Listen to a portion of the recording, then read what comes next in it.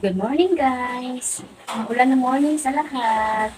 Guys, ngayon na lang ulit ako makakagawa ng aking video. Kasi guys, masyado akong nabusy nitong mga nakaraan.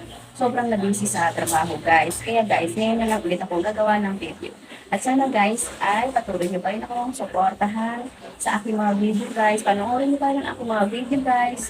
Tapusin nyo panoorin. Tapos, kung okay lang sa inyo guys, pakishare na rin at pa-like guys. Pa-comment na rin po guys. Maraming salamat.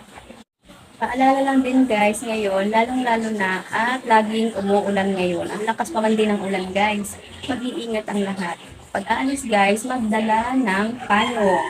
Kasi ang hirap maulanan guys. Mahirap magkasakit. Ang mahal ng gamot guys.